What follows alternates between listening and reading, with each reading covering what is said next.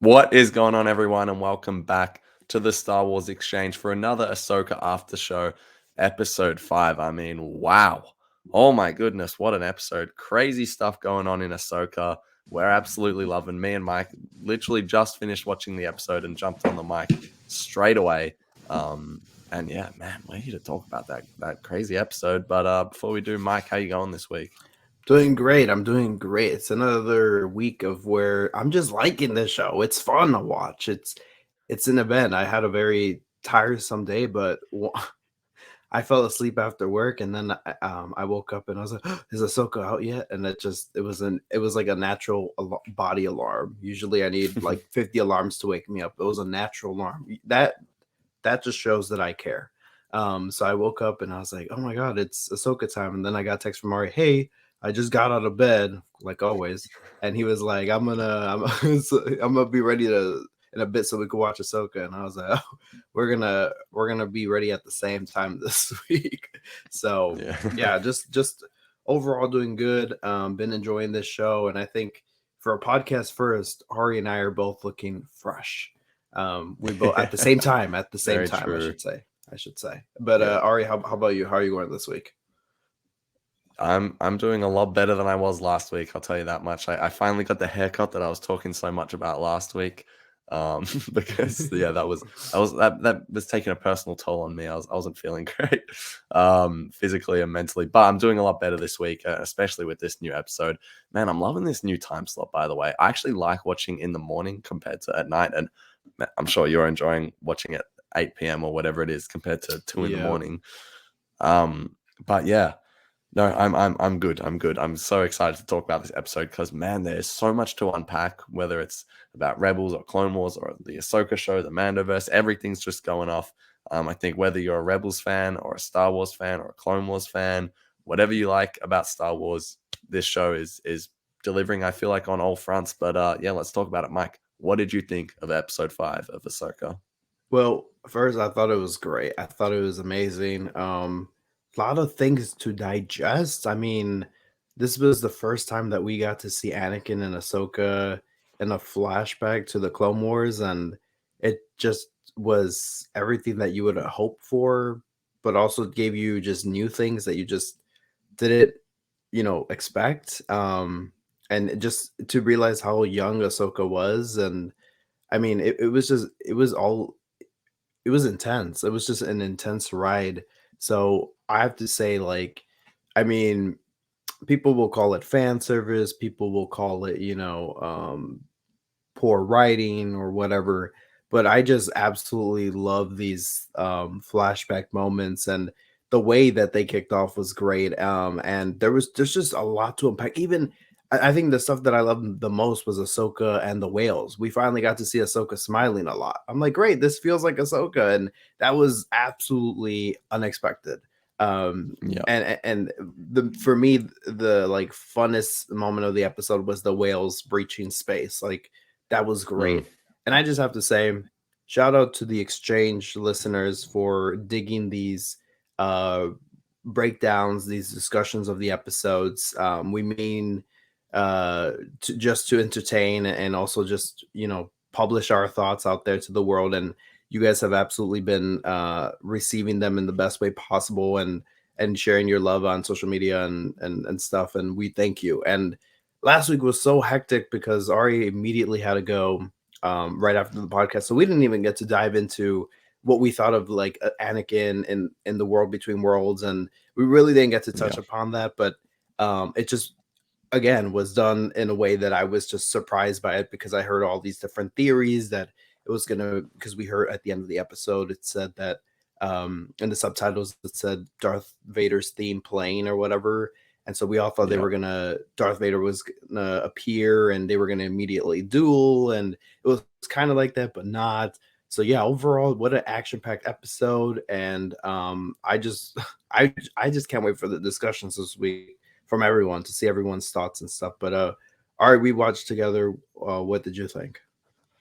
Yeah, man, I'm with you. I absolutely loved it. And yeah, it's going to be interesting to see what the discussion is this week. I assume the response is going to be overwhelmingly positive, but you just never know these days. Yeah, I agree with you. Shout out to the exchange listeners because we've been getting some great comments, a lot of love on social media. So I appreciate all of you. But yeah, man, I first of all, shout out to the Call, a very underrated Star Wars Rebels episode. I remember when it first debuted. I personally really enjoyed it, but there was just so much talk on social media. Filler. Rebels is trash. Blah blah blah. Well, everyone's saying that. I welcome you to Ahsoka. I welcome you to Star Wars because the Call laid the foundation for all this to be possible. I just wanted to say that.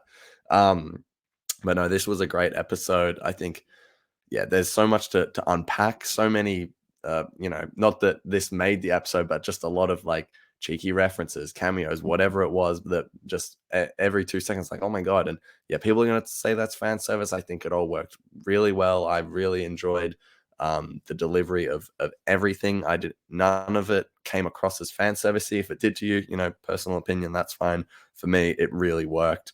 By the way, last week as well, because we were a bit rushed, we didn't get to do our puffer pig count, and there was no puffer pigs last week, and there was no puffer pigs this week. You're right. So, anyways, puffer we're pig. still holding out for a puffer pig. But yeah, we'll get it soon. All right, come on, we need our puffer pig reference or cameo. But no, yeah, this episode hit on all cylinders. I think the biggest takeaway from me was Ahsoka has got her hope back. She's got her hope back. She's finally become Ahsoka the White that we saw in the Rebels epilogue, and you can see why they made that decision to go put her in the even though it's just a costume, it says a lot about the character and where she's at. And immediately after going through that whole experience, she's changed outfits. She seems to be hopeful again, and she's the gray area she was in of dark or light. She's fully in the light. Not that was really in question, but it's getting visualized to us not only through the costume, but like Mike said, Ahsoka was smiling. Like, look at her. So yeah, I think that was like the journey that this episode wanted to take us on, and all the adventures that are going to happen in the next 3 episodes. It's not like Ahsoka. If Ahsoka was like this the whole series, it would have been a little bit boring. But she's actually had to develop and go through this whole experience, which I think has changed her for the better. And it's going to make the rest of the series super interesting to see how she deals with Sabine when they reunite, potentially Ezra. I think it's been set up well. And of course, we'll get to it. But Hayden Christensen, what a guy, what a performance. I thought not only like, from an acting sense, but the choreography was amazing. It just looked exactly like the prequels in the best way possible. So yeah, I just absolutely love this episode. I can't wait to dive into it, and let's do just that. We're opening up on the planet immediately. I was writing notes throughout this whole episode, which I usually don't do, but I don't know. This week I had a feeling that notes needed to be taken, and they did. But immediately, just the opening shots. I told Mike before the episode even came out that I watched Ahsoka, because usually I just watch on my monitor in my room, but I rewatched some episodes on my TV, and I was like, man, this show looks great. And those opening shots of the planet, I forget what it's called, but I was like, this is just gorgeous. I know people have their gripes with Disney Plus and how the shows have been looking, me included, but Ahsoka has bucked that trend for me. I think the show looks great on almost all levels. So yeah, what a beautiful opening. Hera coming out of the ghost just still feels so surreal to me. Like, I know that was probably our first time seeing it, but just everything with Hera and the ghost, I just love. Even just seeing Jason and Chopper just goofing around was great. And then, of course, we get to Hu Yang, was so heartbroken. I felt for him so much in that moment, thinking Sabine and Ahsoka are gone, whether that's they've died or they've gone with Morgan Elsbeth and etc. But yeah, immediately from the start of the episode, I was grabbed by so many different things. But how did you feel? No, similar to you. I mean, if anything, I have to comment on the quality of the show, because I mean, some of it does look like has some rough spots, like any other Disney Plus show and whatever, but except Andor. I think that one was really well, because they shot on location and stuff, and it was really that story was very grounded, so they were able to use real life locations and all that. But the planet that you're talking about, absolutely. When we opened up to the episode with that beautiful shot of it once again, I'm like, man, this just looks so good. And I watched like on a plasma TV, and everything just looks so good. And even the rough spots, I just can overlook and be like, it's still of quality. And I mean, there were some shots of when Hera and Jason were just overlooking like the ocean, and you just had like Mm. the X-wings flying by. I'm like, this looks grand. Like even the visuals. I mean, even if it doesn't look all that great, color wise or whatever the composition, still the scenery, the way it's laid out by Dave Filoni and company, it just looks great. I love it. It definitely feels like his storyboard moments and those times when he would storyboard, Clone Wars episodes, and before they got to like the I forgot, like that kind of proxy animation that you can find on deleted scenes or whatever before they started just doing that, saving themselves from storyboarding and all that. But Are you talking the about previs? previous, yes, it was, yes, Yeah, yeah, yes, yeah, yeah, exactly. yeah. So yes, very good technical term. But yeah, I don't, and I mean this episode too, I have to say, because I what you were saying about the Ahsoka character, like, I don't know. I think like I'm still not on that side of Rosario was born to play as Ahsoka, but to me, I mean, she's just getting so comfortable with the character, and I feel like Dave Filoni found a spot where he's comfortable, writing that character for live action, and we just saw her go through some trials and tribulations this episode, and you just got to see, and that was very telling of like the outfit, as you just said, and I'm just very moved by this episode. I'm just very moved at the moment. I'm very curious to see how I feel in a week, but at the moment, I'm just very moved with all that. But I think the begin. There's a lot of pieces at play. I think Hera defined the New Republic, and it's such an interesting take because what we learned from the Alphabet Squadron books is Hera is very much with the New Republic, but awaiting to start a new life. Like she's, has a kid to take care of. She doesn't really want anything to do with the New Republic because she's like, I've given my time in war. It's time for me to relax and stuff. And to me, I think this character is very consistent with that. Of like, I don't really care. I'm a general. I'm I really, this was such a contrast to her in the end, like the third episode, where I thought she was a fool and being like not explaining herself properly to the council and all that. So yeah, I don't know, like it's just like the opening was great, and it just set up the story really well. Like you immediately felt that you were going to be in for a treat, like a cinematic experience. I think I was just in. I think the fact that this episode was playing in theaters, which I had the opportunity to go see in theaters, but I had work, and then I was just like, I want to watch at the comfort of my own home. But I had the opportunity to go see it, and I was just like, I just want to watch it here, and I had work and all that, and I just kept imagining some of the scenes playing out in a theater screen, and I was like, man, I'm jealous. Like I'm totally jealous. But yeah, that's it's just I'm just in awe right now of the Ahsoka character. I think I'm starting to like love the live action Ahsoka after this episode. So now seeing like the end of it, of like seeing kind of like the journey she's been on, and I told everyone, I told when she appeared in Mando's season 2 in that episode, people are like, this is not Ahsoka. I'm like, what do you know? We don't know the Ahsoka that fought Vader. Like you don't know what that does to a person. And it Mm, was very evident exactly. because she woke up from that dream saying Anakin, Anakin, and then she completely changed her look. So I just want to say I was right about her duel with Vader affecting her, because people are like, oh, that's not enough. I'm like, what do you mean that's not enough? She was dueling her old master and he almost killed her. If it wasn't Yeah, for Ezra, who had pulled her out. So yeah, I feel very exactly. vindicated with this episode and Ahsoka's characterization. That's all I'll say.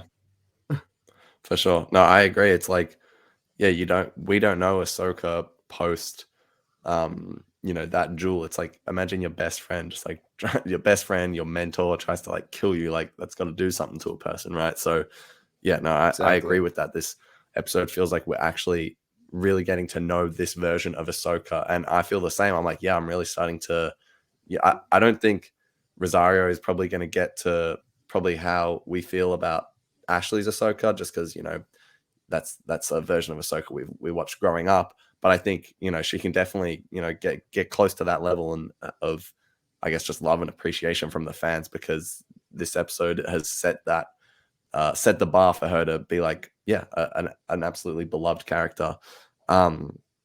Also, yeah, I did not get the chance to watch it in theaters. I wish I did. So Lucasfilm, if you're going to put it out in theaters, you know, there's more countries in the world than the United States. Just remember that. Anyways, but also real quick, we will go through the episode, but I just wanted to go off some of the thoughts you had.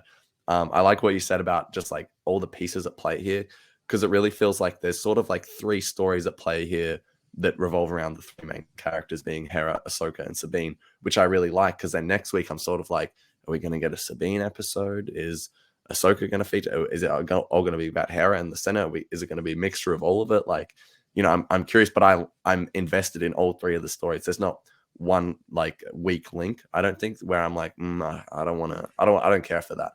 Fair I'm point. invested in all of it. Anyways, moving on with the episode, we get into the world between worlds, and I said it last week. I'm gonna just say it again. In my opinion, Anakin looks so good visually, just looks great. I know they've used a lot of de-aging and all that sort of technology. I really think he looks great, and yeah, I mentioned it at the top of the show, but Hayden Christensen, you can just tell how hard he worked on this role. Just the characterization of Anakin feels like a really good blend, at least to me, of what we see in the Clone Wars and what we see in Attack of the Clones and Revenge of the Sith. I really like what he's doing with the character now, and also just the choreography. I already mentioned it, but it looks perfect. It just fits that character so well from Clone Wars and Revenge of the Sith. And yeah, shout out to Hayden Christensen, because you can just tell how hard he worked, and also the love that he was giving Rebels and Clone Wars, you know, not that long ago. He's the man. He's the man. Yes. So yeah, what do you have to say to that?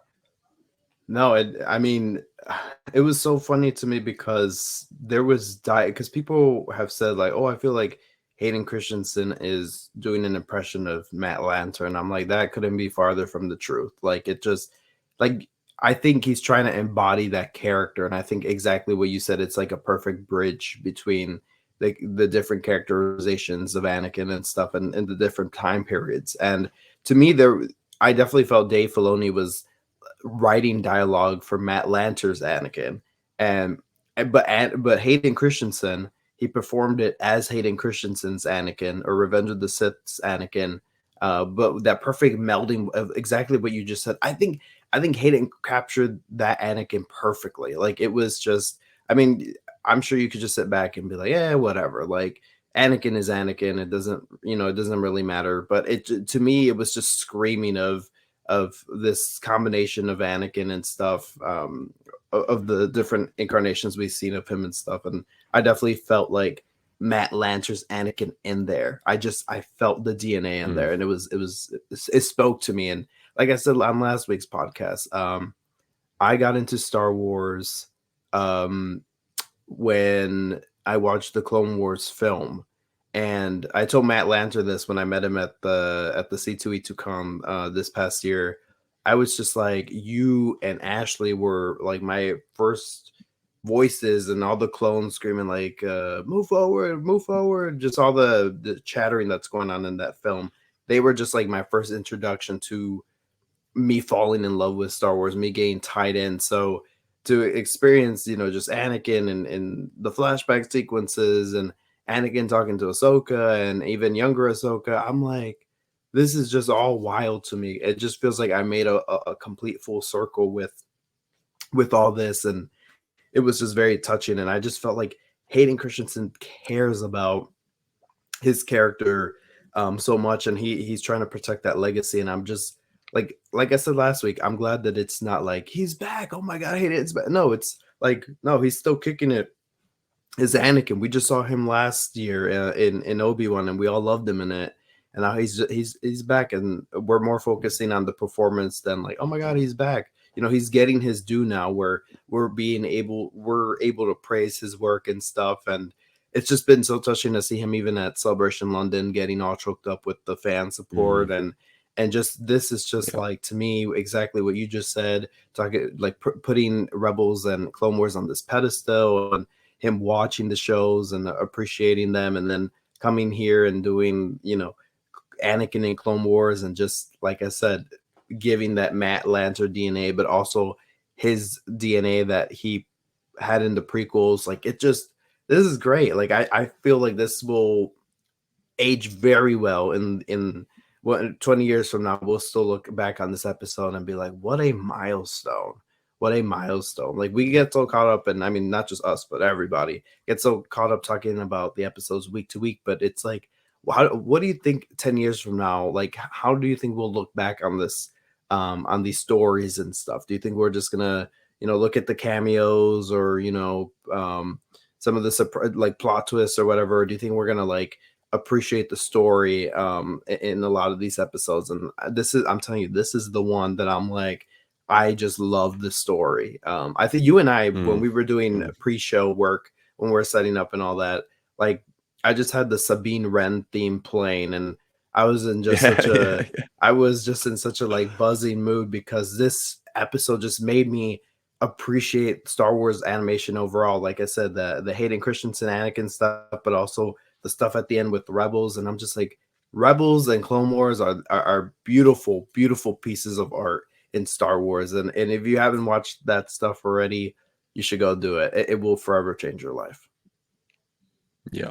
No, exactly right. I think, yeah, all good points. Let's move on with the episode.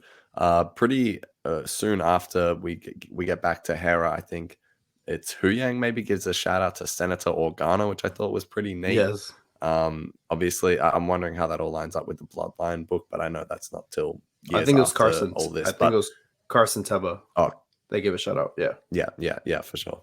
So that was nice. Also, not to be a negative Nelly, but how many times is Jason going to manage to say "mum" in the span of about 30 seconds? I reckon every time he had a line, it had to be he had to say "mum, mum, Yep. listen to this, mum." But what am I gonna do, mom? I'm just like, come on, bro, come I have a on, bad we get feeling it. She's about your mom. this. Oh, I have a bad feeling. Yeah, well, two people just died, so fair enough. Me too. Anyway, no, I did like Jason in this episode, but that was getting really tedious. Him hearing the lightsabers though, I liked all that, and we finally got the Kanan shout out that we wanted. I asked for it last week. I know you would have appreciated it, Mike, Kanan being your favorite character, but not only that, I don't know if I'm just late to the party on this, but he's got a shoulder pad which is literally the exact same as Kanan's from season 1 and 2. I don't know if it's this. I assume it's like not the exact same thing, 'cause it's made for a kid, but yeah, shout out Kanan. He's getting the love he deserves in live action, which we love. Also, just another point that this can go for the whole episode, but I noticed that straight away, the Kiner siblings and Kevin Kiner, man, the music was just unbelievable Yes. in Yes. this episode. Just all throughout, it just hit on every level.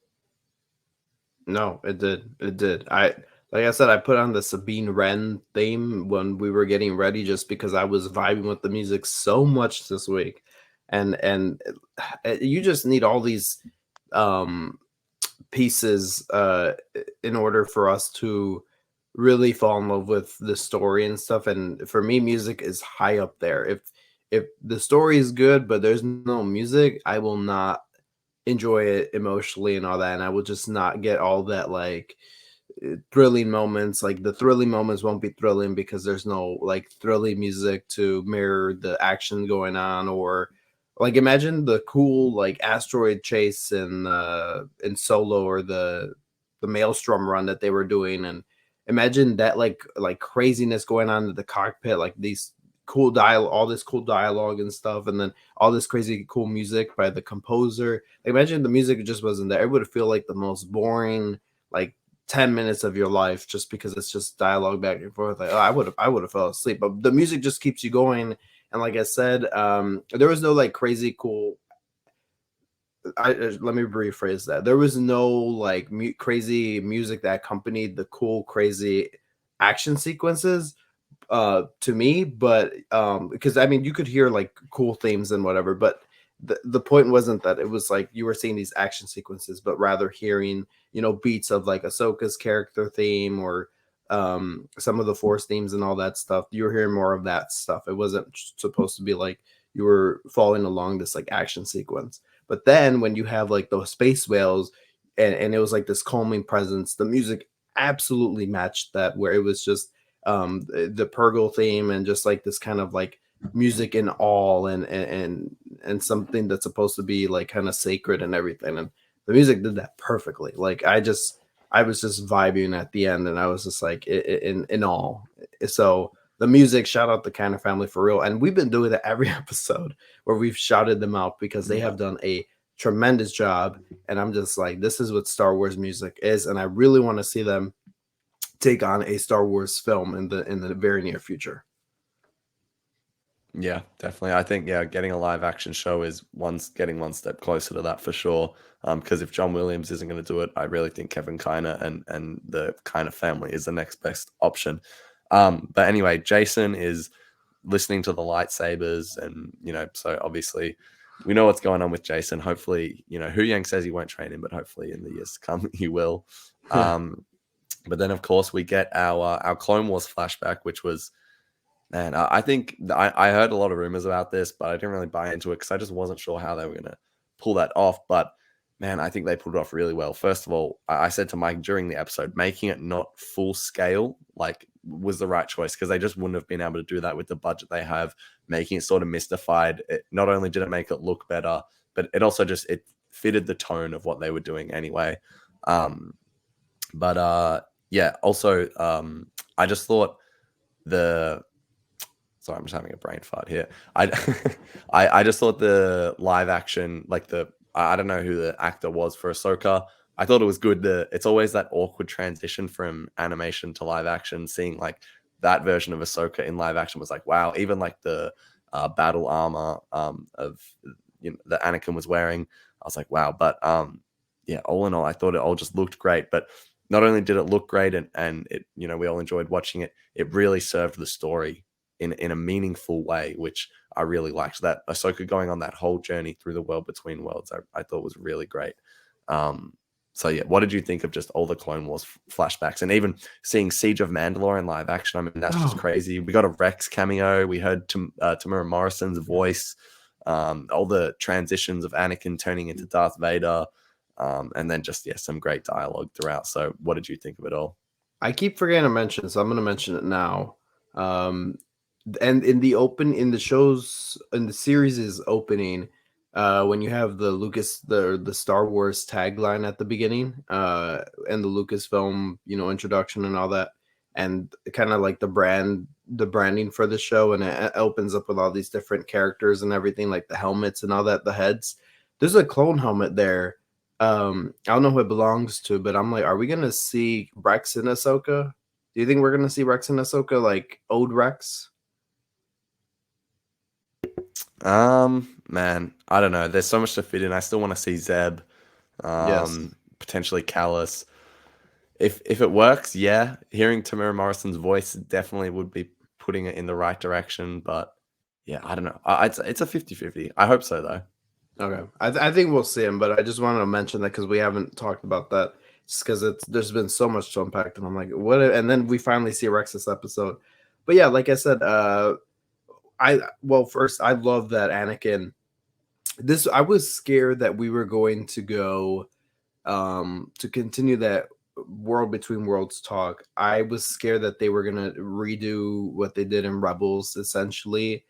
But no, it was done perfectly. Like she was transported to this realm, and you didn't have to walk around and be like, oh, look at what's in this portal, like kind of like in Monsters Inc. with all the doors and where they take you. Like we didn't have that this time. It was just her and Anakin, and when she started having those moments and like, visions, was when Anakin cut the floor, and I thought that was such a creative way to take her into all this stuff, into this journey, essentially. So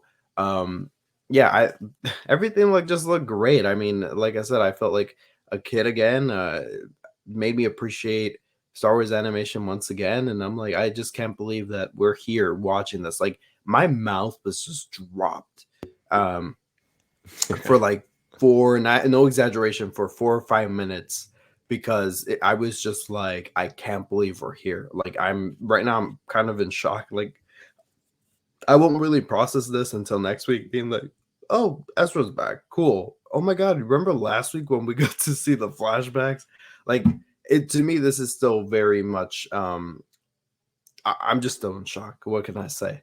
But I like what they did with Ahsoka's journey there, and as you said, seeing Mandalore again, and I'm like, when Anakin popped up, I'm like, I could imagine people screaming like Anakin wasn't there, but I knew exactly what they were going for. And it just, I thought Anakin would look goofy in that Clone Wars, in the Anakin like clone armor gear, but no, he looked great. He looked, and he had like that same emotion that Anakin had in those times. It was kind of like this, like kind of cheery jockey deposition that like was just giving off that energy that I'm like, yes, this is exactly who Anakin is at this time. He wasn't more of like this dark and brooding character. He was more of like joking around and goofing off during battle. And Ahsoka's like, "Are you really joking around right now?"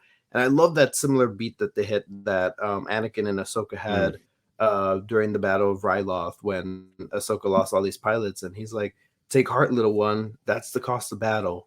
Um, so I love that there was like that similar beat there, but it just I don't. I have to go. I have to read back. I have to go and rewatch all these scenes again. But to see really what the messaging was with Ahsoka and tie it back, because what was, I don't know. I'm just a little confused a bit on what they were trying to say with Ahsoka overall with the whole experience. I mean, I'm glad she changed and had these like good moments with her master, but I'm trying to still figure out what the messaging was with all that.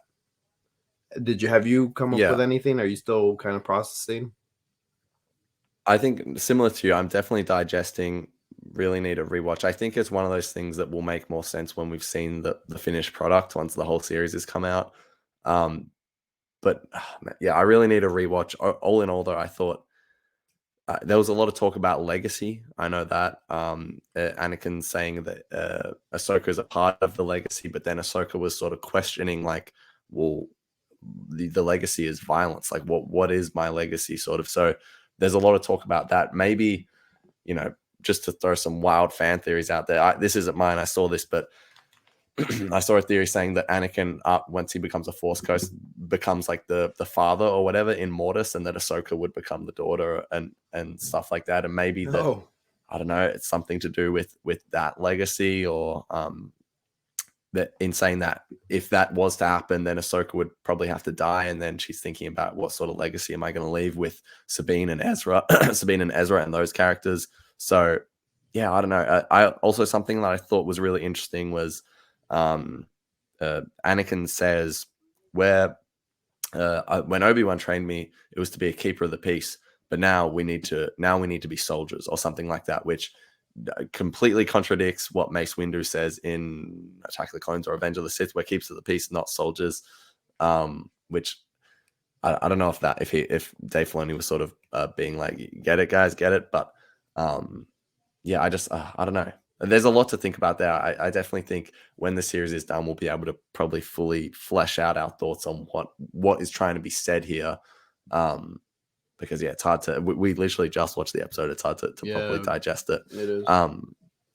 But some other interesting things I just thought from there was that, once again, sorry, I know I already mentioned it, but the live action Ahsoka, while it did take a bit to get used to, I did think she looked great, and having that Siege of Mandalore outfit and everything like that, I thought it was really good. I kind of wish we saw a different actress for the Mandalore stuff, just because it had been a couple years later. I mean, it still looked fine, and I guess you want that consistency because that character, that actress had already like was giving emotion into that Ahsoka. That's like you got to follow that younger Ahsoka. So I get why they kept the same actress for the Mandalore one, but she looked way younger than I would have thought for Ahsoka at that time. But that's just my little take. Yeah. Yeah, no, I tend to agree with that. But just because it did feel like, there is a pretty drastic shift in how the character looks and sounds in Clone Wars, and you didn't really feel that. But I thought the actor did a pretty good job for the most part. I'm curious to find out who it actually was. Also, just some other things though, like all the dark Anakin moments where he's got like the Sith eyes and whatever fighting, I thought was really cool. And I think there was a moment where Ahsoka did actually sort of, I don't know, I feel like she had the red eyes for a moment. Was I just seeing things, or did that not happen? No, I didn't see that. It could have been maybe a reflection of Anakin's eyes or something, like over the color from the red lightsaber or something. I don't know, but could have been. Yeah, for sure. Anyway, though, do comment and let us know, what did you think that all meant, everything that happened with the World Between Worlds. I think maybe it was a part of Ahsoka letting go of her past. Maybe it was something to do with that, so that she can move on. Maybe she hasn't moved on since the Vader fight, and she finally has, and she's found back in the light. That's, I don't know. There's a lot to digest there. I'm curious to see what everyone will be talking about with this episode in regards to that this week. Some other fun little things that I thought was Hu Yang describing Anakin as intense. I thought was funny. Also, just the banter between Hera, Chopper, and Jason, telling Hera to go lower, I thought just felt like something out of Rebels, similar to what happened in episode 2 with the whole playing with the parts of the ship. But yeah, anyway, so Ahsoka is back. They save her. We also got like a new look at her without like the headpiece on, which I thought was interesting. But yeah, she's becoming Ahsoka the White, which we've already sort of talked about. But and yeah, I guess the next thing to talk about will be that Mon Mothma sort of says to Hera that she's gonna suspend Hera as, or not even suspend, permanently remove her position as general if she doesn't come back and explain herself, essentially. And she said, you're going to need Ahsoka to testify for you, but we all know Ahsoka's not going to be there. So what do you think of this whole storyline? Politics. It's very frustrated. I understand making the New Republic like kind of the enemy in this, but I wish they would kind of delve into it a little bit more, and as to why they're this idiotic with their decisions. I wish we could just delve a little bit more into that background and get to know. I don't want to know the committee and all that crap, but I just want to know why they're being so restrictive with their stuff. I understand. I mean, if you put pieces together, I understand in Mandalorian, resources are limited and all that, but it's like, why are you going to suspend her command? Like, that just doesn't really make sense to me. I guess now it's different because the rebellion needed people, and you could kind of come and go as you went because of the need for soldiers and the need for people and commanders and all that. So you could literally just, if you wanted to, leave and come back as you please. But this is a bit different, where it's like they're trying to have everybody in line and all that. And I understand, but I just wish they would get into it a bit more, because obviously they're setting up the New Republic for failure, and the New Republic we meet in the sequel trilogy and the sequel era is that of, crippling power and just obsolete, and that's why they are able to just be literally obliterated by the First Order. But I just want to know, I mean, you just won the war. Why are we acting idiotic this early, kind of deal? So that's just my gripe with it. Even Mon Mothma, we got like this really like contrasting character of Mon Mothma and Andor, where she was told, like, she just feels like the underdog and all that, and now to see her become like kind of like that villainesque antagonistic type character, it's a bit weird, just because we spent a whole season with her last year, literally around this time, if not the exact amount of time. I looked at my wrist if I had my watch, and I do not have it. But we literally spent time with Mon Mothma. She was going through the secrecy of, starting to fund a rebellion and all that, and define the emperor and all that stuff in secret ways, and plotting against the empire. It just, to her, go to this kind of I don't want to call her a tyrant, but it's just giving kind of that energy of like just I don't know. Like I said, I don't want to give. I want to throw that around her, calling her a tyrant, but it's just giving that type of like kind of energy to me. It's very reminiscent of kind of Palpatine in the Clone Wars and how he kind of that he would call up the Jedi and demand them, please come back. You know, the council is very upset. Sometimes when he would call Anakin and all that. But anyways, besides that, um, I love that Hera is like, no, you're gonna suspend my command. Well, Ahsoka's not gonna be there, neither will I. So I absolutely love that energy. But it's just Hera fought and has fought her entire life and has dedicated her entire literally her life, even with her dragging her son into these battles. I mean, I feel like they're not giving her the respect that she deserves. She liberated Lothal. We don't know what she did during the original trilogy, but I'm sure she was up to fantastic things. I mean, we know she fought in the Battle of Endor, so I mean, she was still leading a leading member in the Rebel Alliance. But I don't understand why she's treated like kind of like yesterday's steak dinner. You know, it's just in the fridge, cold, untouched, and just ready to be thrown away. So I don't get why they're doing that to Hera. But yeah, I New Republic is frustrating. I don't know how I feel about Carson Teva in the show because I like him, but then there was kind of just these moments where I just felt him. Oh, I'm like, why is he here? Like, other than like trying to connect the Mandalorian verse with this, I don't. Like I said, I like I his agree. character, but I'm just like, to me, I'm like, why are you here? But yeah. Yeah. No, I agree. It does feel a bit like that sometimes. I will say when he was holding up the fleet though, I did enjoy that like minute or two of dialogue just because I thought it was kind of funny. But sometimes where Hera's going turns like Carson, what do you think? And it's like, why do we even care what Carson thinks? Right. I will say with the New Republic thing, I actually like what they're doing there because I feel like they're exposing the hopelessness or just like the incompetence of the New Republic, and it's sort of leading the way to show why the downfall of the New Republic happened.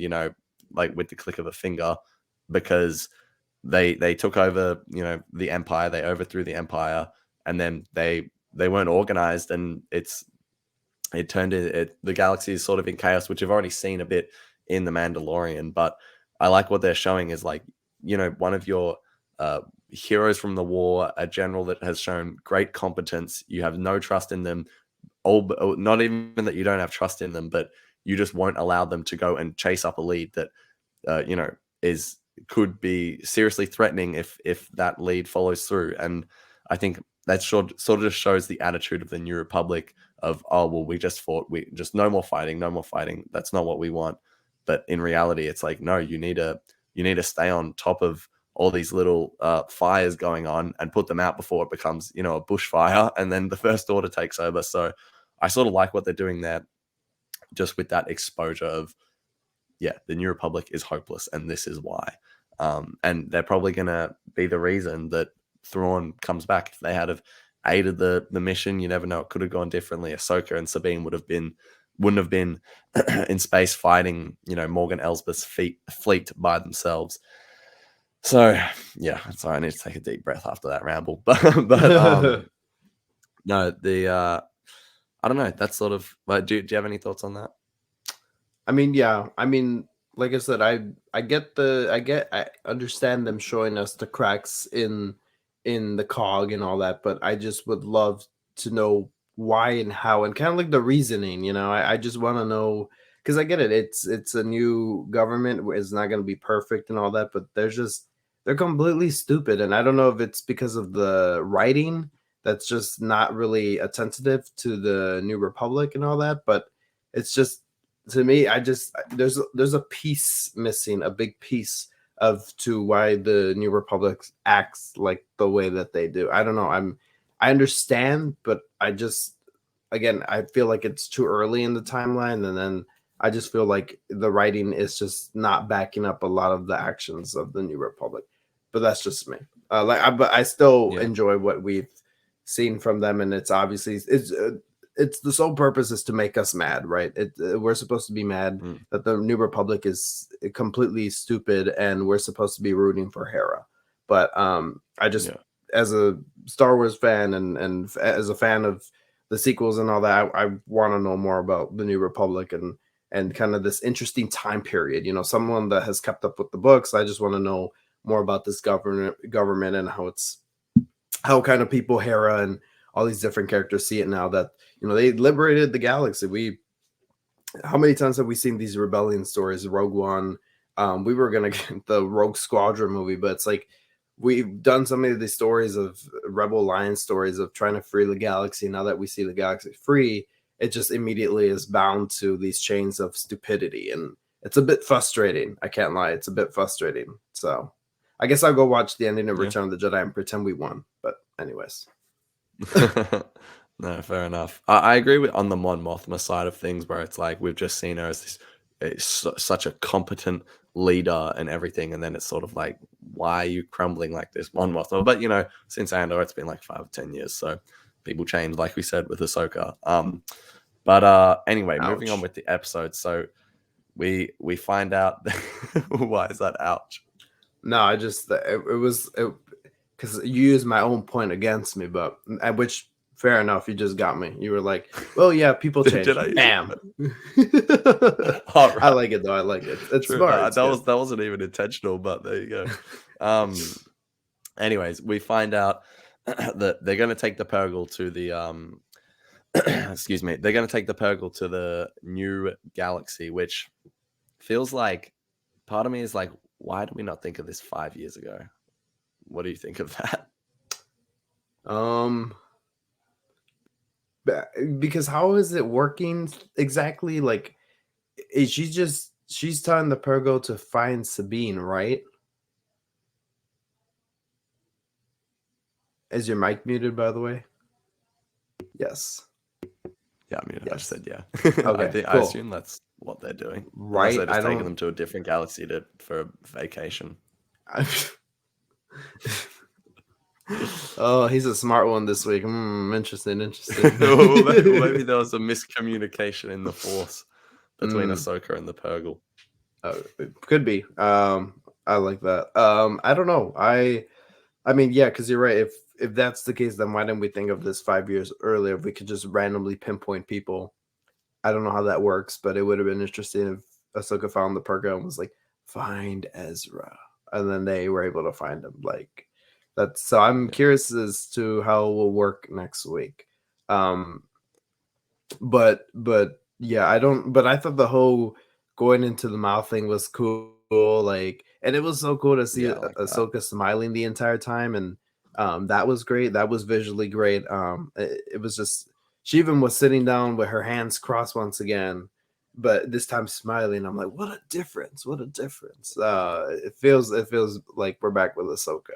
But yeah, the Purgo, the just again the music that accompanies them, the memories that you and I have had with Rebels and their role in it, and just the craziness with the finale of season 4 where we're like, where's this going? And then all of a sudden these space whales come back, and it's like, I thought this was a filler episode, and these things came back and they totally, and I love that reference that Jason was like, oh, are these the whales or something like that? Oh, you remember you Yeah, told me yeah, about the yeah. story From of the when the stories you whales, told me. Yeah, about the yeah, whales that they took, about the Purgo that they took the bad guys away from here. I'm just like, I'm like, yeah, that's so, yeah, that's just the way we saw it play out, and now it's being told as like this kind of tale or whatnot. Like that's just so fascinating.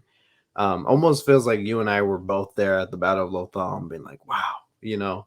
So that's kind of yeah, the attachment I have with these Purgo.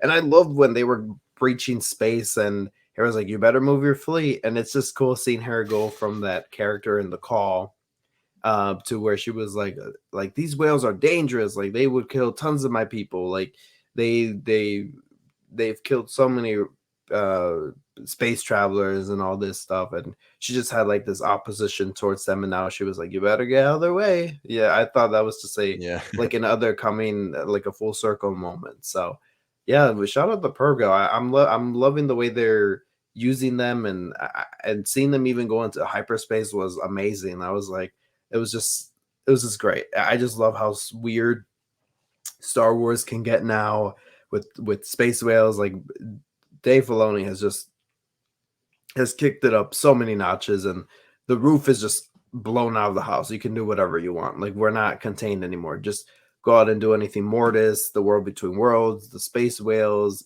I mean, you Yeah. name it. You could do whatever you want in Star Wars now. So I love it.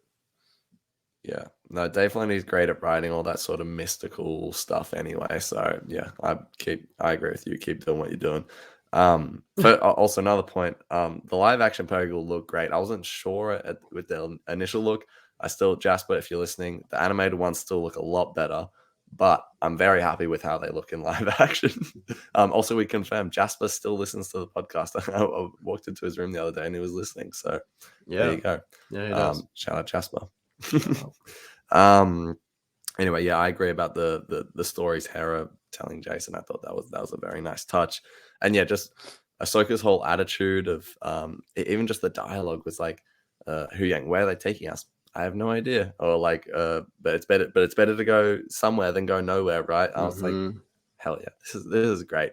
Yeah, I love that the transformation that Ahsoka's sort of been through. But I guess not to end on a negative, we won't end on this. But the reason I posed that question to you before about why did we not do this 5 years ago, I think my one gripe with the series is still it doesn't feel like it quite perfectly lines up with Rebels the way I wanted it to, just in the sense of I felt this since episode 1 where Ahsoka walks in to a room with her and goes, I found a map. And she's like, well, the map, could it find Ezra? It's like, surely you went and searched every part of the galaxy for Ezra before you would have just thought, oh, a random map pops up. And with the Purgle, I just feel like why, like that feels like such a obvious choice to be like, let's find the Purgle because they're the ones that took Ezra away. And then, it just feels like we could have done this 5 or so years ago. But I understand for the sense of the story, and maybe they just didn't think Ezra could be found, whatever it is. But surely it's like that someone, Sabine, Hera, Zeb, Ahsoka goes looking for the Purgle, saying, okay, where'd you take Ezra? Because that's all it seems to have took this episode. I don't know. Oh, what do you think of that? I think they mentioned that they had tried looking for him before, and so they've kind of given up hope and just assumed that he's dead. So I get that kind of caveat, but I understand if they wouldn't have really searched for him during the original trilogy era, because I mean there was a big war going on. Like as soon as Rebels ends, a couple months later it's the Battle of Scarif, and then from there the galaxy goes into civil war, and I mean just one thing after another, and the galaxy is once again at chaos. So I mean I understand if they didn't go and try to look for him there. I completely understand, but to me, as you said, like 5 years ago would have been like the ending of Return of the Jedi, right? Yeah. Right. Yeah. So I feel like, yeah, it's like you guys, as soon as those fireworks went up, I would have been like, the Empire's dead. Let's go find Ezra. I'm like, get the search parties. Like, we got to go find him. But again, going back to that line of what we tried before and nothing came up, he's dead.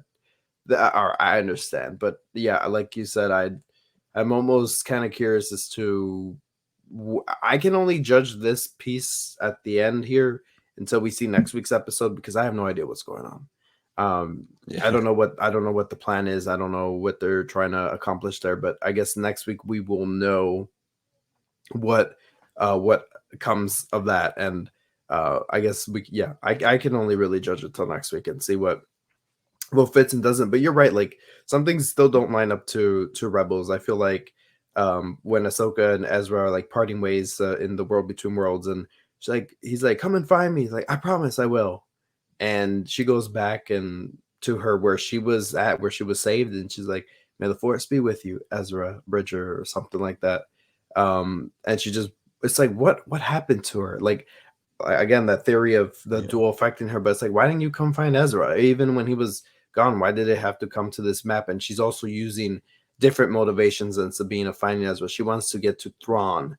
It goes back to that, but it fits her character because it goes back to the lesson that she learned in Clone Wars, where it's like, you don't risk one person's life. Don't risk saving one life over a whole, group or something. When she learned that with Ayla Yeah, a whole Sakura, when she galaxy if Thrawn comes exactly. back. Yeah, And so yeah, she was trying to communicate that with Sabine in last week's episode, but it just that Ahsoka there is not lining up with what we just saw in Rebels. So I don't know. I just need questions. I need questions answered. I need as Ahsoka said in Rebels, there are questions that need answering, and I need answers. I need what was Ahsoka doing during the yeah. original trilogy? Why didn't she go reunite with the Ghost crew? When she did, what happened? Like, what's the deal? I want to know.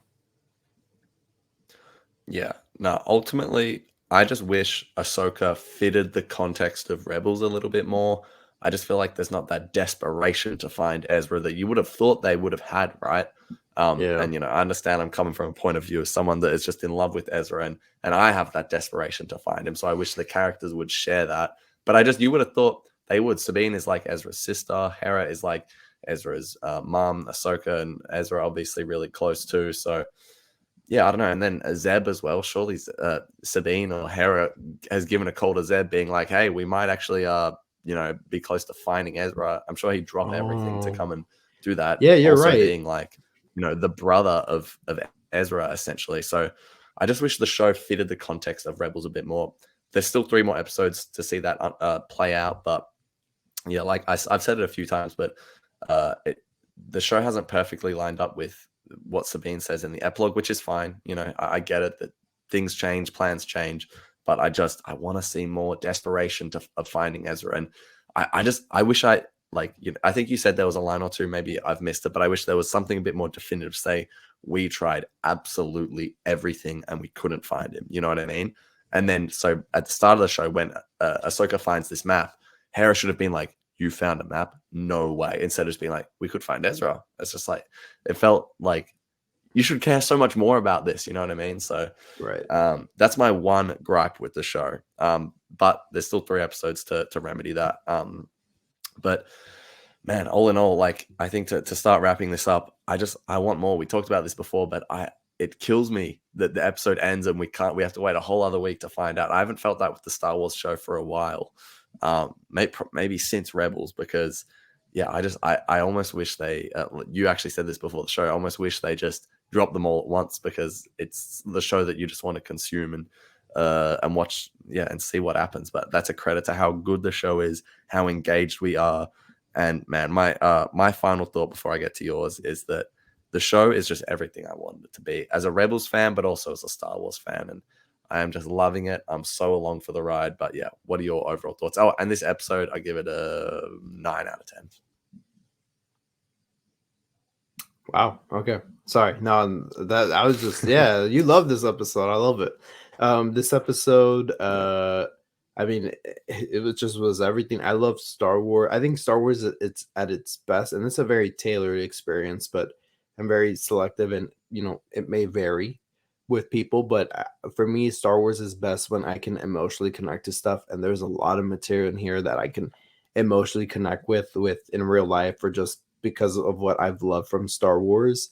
And one of those was Ahsoka like dreaming like of a dead relative, and then that affecting her like day life and everything, or her like the living life that she's living. I don't know how to put that, but the way she wakes up and she's like Anakin, Anakin, and then she just changes and she's filled with hope again, and she's just going in a different direction. I love that. I don't know how many experiences like that I've had in my life, that I'm just like I have a dream, or specifically of a dead relative or this and that, and I'll just be like, I'll look at things differently, and I think Ahsoka, as Ari said earlier on the show or on the program, if you want to get technical, he said she probably made peace. She's found peace after with Vader, Anakin, after that duel, and I'm just like, how many years did it take?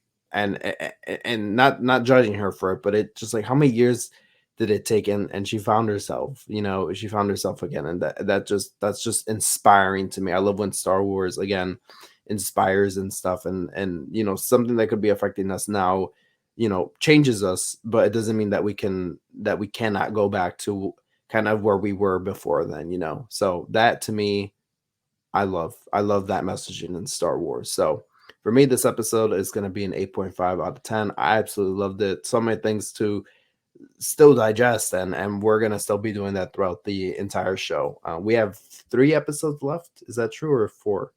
3. We have 3. Yep. So these next couple weeks are going to be a ride. So strap on, make sure you subscribe on YouTube, listen on Spotify, rate us, and same with Apple Podcasts, because we're going all hands on deck for these final 3 episodes. It's going to be insane. Yeah. Oh man, your final thoughts so perfect. Drew such a perfect end to the podcast. I'm so with you on all of that. But yeah, no, follow us on Instagram at the SW Exchange. We just hit 500 followers on that, so thank you very much to all of you. Appreciate that a lot. That's I remember back when we were recording, a year ago, saying thanks for 50 followers or whatever. So shout out to the Exchange community. You guys are great. Of course, you can follow Mike at all_Star Wars. You can follow me at Star Wars_Exchange. If you haven't already, please subscribe on YouTube, like the video, comment your thoughts on this episode. What do you think of our thoughts? Do you agree, disagree? And of course, drop a 5-star rating if you're listening on the audio platforms. That goes a long way to helping support the show. So yeah, we appreciate all of you. We will see you next week for another Ahsoka after show. As always, may the Force be with you. See you later. Adios.